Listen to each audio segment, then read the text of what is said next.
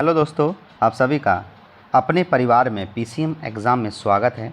दोस्तों, हमारी बहुत ही बेहतरीन सी टॉपिक चल रहा है जिसमें आज हम पढ़ने वाले आनुवांशिकी एवं आणविक विकास, यानी कि हम बात करेंगे आज जेनेटिक्स क्या चीज़ होती है, डीएनए, आरएनए, जीन, ये सब चीज़ें क्या है, किस किस चीज़ से बनते हैं, इनका हमारे शरीर के अंदर क्या क्या उपयोग किया जाता है, वो सारी चीज़ें आज हम एमसीक्यू यानी कि मल्टीपल चॉइस क्वेश्चन के माध्यम से हम पढ़ने वाले हैं। दोस्तों, आपके लिए बड़ी मेहनत की जा रही है, आपके लिए बहुत ही ज़बरदस्त तरीके से तैयारी की जा रही है। आपकी पूरी टीम आपके लिए पूरी तरह से लगी हुई है आपके लिए, ताकि ज़्यादा से ज़्यादा क्वेश्चन आपके बीच में लेकर आ सकूँ। दोस्तों, चलिए स्टार्ट करते हैं। आज अपने शरीर के बारे में जानते हैं कि आरएनए और डीएनए क्या होता है। सबसे पहला क्वेश्चन आपके बीच में है, क्वेश्चन का आंसर दीजिएगा कि डीएनए में थायमिडिन डाइमर का गठन किसके द्वारा होता है। दोस्तों, इसका सही आंसर जो हो जाता है वो क्या होगा। दोस्तों, तेज़ी के साथ में सभी बच्चे अपना अपना आंसर ज़रूर बताइएगा। तेज़ी के साथ में हम आंसर को लेकर चलने वाले हैं। दोस्तों, चलिए, तो इसका सही आंसर अब क्या होगा, यूवी किरणें इज आपका करेक्ट हो जाता है। तो इसका सही आंसर क्या होगा, यूवी किरणें हो जाते हैं, जिसको हम कहते हैं अल्ट्रा वायलेट किरणें कहते हैं। तो क्वेश्चन नंबर 2 आपके बीच में है। मेंटल ने मटर के पौधे में कितनी तरह के विषम लक्षणों की जोड़ी चयनित की थी। तो दोस्तों, वे कितने मटर थे जिनमें उन्हें आनुवंशिकता की खोज की थी मेंटल ने। तो वे हमारे कितने थे, 7 दाने थे, या हम कह सकते हैं 7 मटर के पौधे थे। चलिए आगे बढ़ेंगे। आगे, नाइट्रोजन युक्त क्षार के आधार पर डीएनए आरएनए में किस प्रकार भिन्न है। तो दोस्तों, इसका सही आंसर एडेनिन, ग्वानिन या साइटोसिन या थाइमिन। तो दोस्तों, इसका सही आंसर आपका जो हो जाता है, इसका सही आंसर आपका क्या हो जाएगा, साइटोसिन इज करेक्ट आपका आंसर हो जाता है। आगे बढ़ेंगे। क्वेश्चन, जीन शब्द किसके द्वारा दिया गया था। तो दोस्तों, जीन शब्द किसके द्वारा दिया गया है, तो इसको देने वाले कौन थे दोस्तों, वो थे कौन, शब्द किसने दिया, ये जॉनसन इज करेक्ट आपका आंसर हो जाता है। आगे, डीएनए में कौन सी शर्करा उपस्थित होती है। तो दोस्तों, कौन सी शर्करा उपस्थित होती है, वो हमारी पेंटोज इज आपका करेक्ट आंसर हो जाता है। आगे, क्वेश्चन नंबर 5 आपके बीच में है। सर्वप्रथम डीएनए का विश्लेषण किसके द्वारा किया गया था। तो दोस्तों, इसका डीएनए का सबसे पहले जो विश्लेषण किया गया था वो करने वाला कौन था, तो वो वाटसन एंड क्रिक इज आपका आंसर हो जाता है। ठीक है, तो इसका सही आंसर हमारा क्या होगा। क्वेश्चन नंबर 7 आपके बीच में है। क्वेश्चन आपके 7 आपके बीच में है। आनुवांशिकी संकेतों व लक्षणों का एक सीढ़ी से दूसरी सीढ़ी तक स्थानांतरित करके द्वारा होता है। क्योंकि यानी कि हम किसी भी भाषा में कह सकते हैं, जो हमारे पास आनुवांशिक होते हैं वो एक पीढ़ी से दूसरी पीढ़ी में किसके द्वारा जाते हैं। तो दोस्तों, याद रखना, वो आरएनए के द्वारा होता है, या कोडेन, या डीएनए, या फिर हमारे मैनेजर आरएनए। या दोस्तों, इसका सही आंसर क्या होगा, आपको एक पीढ़ी से दूसरी पीढ़ी में जाने के लिए हमें किसकी ज़रूरत पड़ती है, वो हमारा डीएनए करेक्ट हो जाता है। डीएनए की फुल फॉर्म क्या होती है दोस्तों, उसको हम कहते हैं डाईऑक्सी राइबो न्यूक्लिक एसिड। इस करेक्ट आपका आंसर हो जाता है। आगे, कौन से गुणसूत्रीय मेल मानवों में पुरुषों के लिए जिम्मेदार होते हैं। तो वो कौन से होते हैं दोस्तों, वो हमारे कौन से होते हैं, तो हमारे एक्स और वाई। तो हम कह सकते हैं कि हमारे बच्चा लड़का है या लड़की है, वो किसके गुणसूत्रों पर निर्भर करती है, तो वो किसके, पुरुषों के गुणसूत्रों पर निर्भर करती है, जिसके अंदर क्या होता है, एक्स और वाई गुणसूत्र पाए जाते हैं। आगे बढ़ेंगे दोस्तों। क्वेश्चन नंबर 9, किन की पहचान के लिए डीएनए एक फिंगरप्रिंट का उपयोग किया जाता है। तो दोस्तों, इसका सही आंसर क्या हो जाएगा, इसका सही आंसर हमारा अभिभावक के लिए, बलात्कारी के लिए, चोर के लिए। तो इसका सही आंसर हमारा क्या हो जाएगा दोस्तों, इसका डी ऑप्शन इज आपका करेक्ट हो जाता है। चलिए, तो इसका डी ऑप्शन आपका करेक्ट हो जाता है। आगे बढ़ेंगे। डीएनए टेस्ट परीक्षण का विकास किसने दिया था। तो दोस्तों, याद रखना, डीएनए जो टेस्ट परीक्षण है वो किसने दिया था, तो वो वाटसन एंड क्रिक इज आपका करेक्ट आंसर हो जाता है। क्वेश्चन नंबर 11, ग्रीकन जॉन मेंटल्स किस अवधारणा सिद्धांत के लिए प्रसिद्ध है। तो दोस्तों, इसका सही आंसर हो जाएगा कि इसके आनुवांशिकता के सिद्धांत के नियम के लिए ये प्रसिद्ध होते हैं। आगे, बच्चों में लिंग का निर्धारण कौन करता है। तो दोस्तों, बच्चों में लिंग का निर्धारण जो होता है हमारे पिता के गुणसूत्रों पर होता है, क्योंकि उसमें क्या होता है, एक्स और वाई गुणसूत्र पाए जाते हैं। आगे, सर्वप्रथम भेड़ क्लोन का क्या नाम था? तो दोस्तों सर्वप्रथम भेड़ क्लोन का जो नाम था वो क्या था हमारा? वो था हमारा डॉली इज करेक्ट आपका आंसर हो जाता है।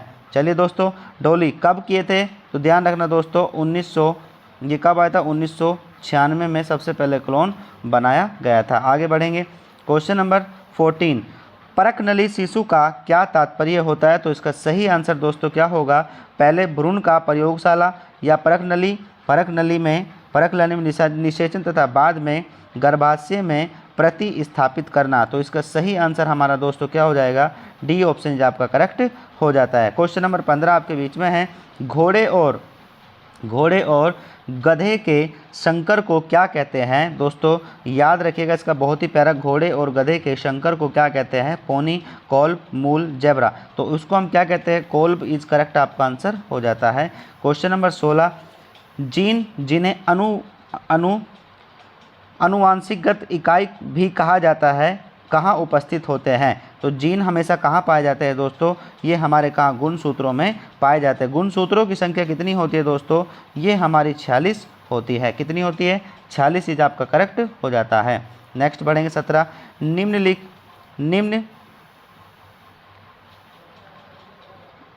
निम्नलिखित में से किन कारणों से जन्म से पूर्व ही संतान का लिंग निर्धारित हो जाता है? तो दोस्तों वो किसकी वजह से हो पाता है? वो पिता के शुक्राणुओं के कारण हो जाता है। क्वेश्चन नंबर 18 आपके बीच में है, मधुमक्खियों का प्रजनन एवं प्रबंधन क्या कहलाता है? दोस्तों इसको हम कहते हैं, क्या कहते हैं दोस्तों? इसको हम एपीकल्चर कहते हैं। तो यही हमारा करेक्ट आंसर हो जाता है। आगे, मेंटल को जाना जाता है, वो किसके लिए जाना जाता है? ग्रेग मेंटल को जाना जाता है किसके लिए? आनुवांशिकी के जनक के रूप में जाना जाता है। क्वेश्चन नंबर 20 आपके बीच में है, आरएनए का प्रमुख कार्य क्या होता है? दोस्तों ध्यान रखना, आरएनए का प्रमुख कार्य क्या होता है? तो इसका हमारा ये क्या होता है? प्रकाश या प्रोटीन या प्रतिलिपि अनुवादित। तो इसका सही आरएनए का प्रमुख कार्य क्या होता है? प्रोटीन संश्लेषण इज करेक्ट आपका आंसर हो जाता है। आगे बात करेंगे किसका? आरएनए एक बहुलक अणु है। आरएनए क्या दर्शाता है? दोस्तों आरएनए एक तरह से क्या होता है? ये हमारा राइबोन्यूक्लिक एसिड होता है। तो राइबोन्यूक्लिक एसिड इज करेक्ट आपका आंसर हो जाता है। आगे बढ़ेंगे, क्वेश्चन नंबर 12, जीन का नामकरण किसने किया था? तो जो दोस्तों जीन का नामकरण करने वाला इंसान कौन था? वो इंसान कौन था हमारा? कौन था? डब्ल्यू एल जॉनसन इज आपका करेक्ट हो जाता है। आगे, मानव देही कोशिका में कुल कितने गुणसूत्र उपस्थित होते हैं? तो दोस्तों हमारे जो मानव होता है उसमें कितने गुणसूत्र उपस्थित होते हैं? 46 गुणसूत्र उपस्थित रहते हैं। आगे, डीएनए में क्या उपस्थित होता है? दोस्तों याद रखना, डीएनए में क्या उपस्थित होता है? तो वो पेंटोज शर्करा इज आपका करेक्ट आंसर हो जाता है। आगे बढ़ेंगे, 25, एक पीढ़ी से दूसरी पीढ़ी तक आनुवांशिक संकेतों को कौन स्थानांतरित करता है? तो वो करने वाला दोस्तों कौन होता है? वो हमारा कौन होता है? वो हमारा डीएनए जो आपका करेक्ट आंसर हो जाता है। चलिए आगे बढ़ेंगे, क्वेश्चन नंबर 6 आपके बीच में है, आनुवांशिकी शब्द का प्रतिपादन किसने किया था? आनुवांशिकी प्रतिपादन शब्द किसने दिया था? तो दोस्तों इसको मॉर्गन मेंटल, बैटसन या वाटर। तो ध्यान रखना, इसका आनुवांशिक शब्द देने वाला कौन था दोस्तों? वो बैटसन इज करेक्ट आपका आंसर हो जाता है। चलिए आगे बढ़ेंगे, 27 आपके बीच में है, आरएनए में थायमिन के स्थान पर क्या उपस्थित होता है? दोस्तों याद रखना, आरएनए में थायमिन के स्थान पर क्या उपस्थित होता है? तो वो हमारा यूरेसिन इज आपका करेक्ट आंसर हो जाता है। नेक्स्ट बढ़ेंगे आगे, जब एक ही जीन बहुत सारे लक्षणों को नियंत्रित करता है तो उसे क्या कहते हैं? दोस्तों जब एक ही जीन बहुत सारे लक्षणों को निर्धारित करता है तो हम क्या कहते हैं दोस्तों? उसको हम क्या कहते हैं? तो उसको हम पोलियोट्रोपिक इज करेक्ट आपका आंसर हो जाता है। क्या कहते हैं उसको हम? पोलियोट्रोपिक इज आपका आंसर करेक्ट हो जाता है। आगे 29, ऐसा जीन जो एक साथ विभिन्न तरह के लक्षणों को प्रदर्शित करता है, तो दोस्तों उसको हम क्या कहते हैं? एक साथ जीन जो एक साथ विभिन्न तरह के लक्षणों को क्या करता है? आपका प्रदर्शित करता है, उसे हम क्या कहते हैं दोस्तों? उसको हम पॉलीजन कहते हैं या हम उसको कॉम्प्लीमेंट्री कहते हैं, पोलियोट्रोपिक कहते हैं। दोस्तों इसका सही आंसर क्या हो जाएगा? हमारा पोलियोट्रोपिक इज आपका करेक्ट आंसर हो जाता है। आगे बढ़ेंगे, 30 आपके बीच में, डाउन सिंड्रोम से पीड़ित व्यक्ति को किस रोग से ग्रसित होने की संभावना होती है? दोस्तों याद रखना, इसका सही आंसर आपका क्या हो जाएगा? एल्जाइमर इज करेक्ट आंसर आपका हो जाता है, उसको अल्जाइमर रोग लग जाता है। निम्न में से कौन सा मानव आनुवांशिक विकार लिंग संलग्नता से संबंधित है दोस्तों? तो इसका सही आंसर हमारा क्या हो जाएगा? ये हमारा हीमोफीलिया इज करेक्ट, सेस्टिंग या रंगहीनता या PAQ। तो दोस्तों इसका सही आंसर हमारा जो हो जाता है वो हमारा क्या हो जाएगा? तो इसका सही आंसर हमारा क्या हो जाता है? वो हमारा रंगहीनता इज आपका करेक्ट आंसर हो जाता है। चलिए आगे बढ़ेंगे। 32 आपके बीच में है कि निम्न में से दिए गए जीव विज्ञान की किस शाखा में वंशगतता एवं परिवर्तन का अध्ययन किया जाता है? तो दोस्तों इसका सही आंसर हमारा क्या हो जाए? कीट विज्ञान, आनुवंशिकता या प्रतिरक्षा या सूक्ष्मजीव। तो याद रखना इसमें हम आनुवंशिकता का अध्ययन करते हैं। तो इसका सही आंसर हमारा C ऑप्शन आपका करेक्ट हो जाता है। आगे, निम्नलिखित में से कौन मानवीय अवशेषी अंग है? तो दोस्तों मानवीय अवशेषी अंग कौन सा होता है? वो हमारी अक्ल की दाढ़ इज करेक्ट आंसर आपका हो जाता है। 34 निम्न में से किसने प्रकृति चयन के सिद्धांत को प्रतिपादित किया था? दोस्तों इसको करने वाला इंसान कौन था? तो उसको करने वाला इंसान कौन था? उसको करने वाला था हमारा डार्विन इज आपका करेक्ट आंसर हो जाता है। आगे, निम्न में से किसने विकास के सिद्धांत के बारे में बताया? तो दोस्तों विकास के सिद्धांत के बारे में बताने वाला कौन इंसान था? वो भी हमारा कौन था? विकास के सिद्धांत के बारे में बताने वाला डार्विन इज आपका करेक्ट आंसर हो जाता है। 36 DNA का पूर्ण रूप क्या होता है? दोस्तों इसका जो DNA का पूर्ण रूप होता है वो डायऑक्सी राइबोन्यूक्लिक एसिड आपका हो जाता है। तो इसका सही आंसर हमारा 36 का D आपका हो जाता है। दोस्तों बहुत तेज़ी के साथ में हमने 36 क्वेश्चन को पढ़ा, जाना, सीखा कि इसका नाम क्या है, प्रोटीन क्या है, प्रोटीन से क्या क्या होता है, साथ के साथ में RNA, DNA, आनुवंशिकता, इनका शब्द किसने दिया, जॉनसन कौन था या फिर मेंटल कौन था,